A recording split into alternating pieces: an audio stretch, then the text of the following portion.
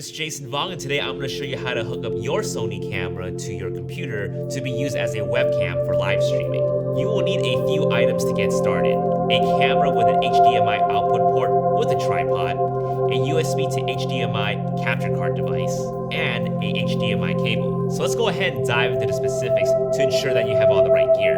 Just about every Sony camera, including the Alpha and the RX series, have a micro HDMI output port. But just to be absolutely sure, I highly recommend looking up the camera model and finding out what size is the HDMI. It will be either full, mini, or micro. And believe it or not, there's a huge difference between a mini HDMI and a micro HDMI. I personally use the Alpha 7R Mark IV and the Alpha 7 Mark III, and both use a micro HDMI connection. Next up, ensure that you're buying a USB to HDMI capture card device and not simply a USB to HDMI adapter. The capture card device is what allows the feed of your camera to be sent to your PC or Mac. There are several good options out there, such as the Elgato Camlink 4K and the Aver Media Live and Gamer Portable 2 Plus. Personally, I have the Elgato Camlink, which is incredibly compact and small, which helps when I want to live stream, even when I'm out of town. Now, just a quick heads up, if you're using a Mac with only Thunderbolt 3 connectivity, you will need to get a Thunderbolt 3 to USB 3 adapter in order for you to connect your capture card device. Lastly, the HDMI cable. The capture card device will likely take a full-size HDMI, but on the other end of that cable has to match the size that your camera takes.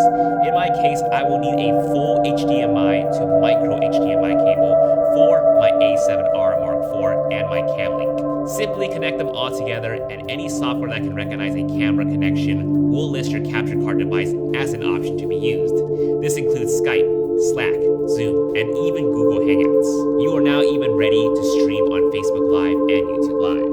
Now, if you do see your camera menu items being displayed while you're connected to your computer, simply head to the menu, find HDMI settings, info display, and turn it off.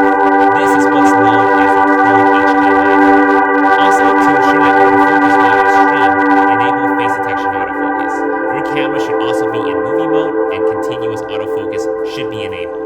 If face detection is not showing up for whatever reason, simply find file format in the menu and change from 4K to HD.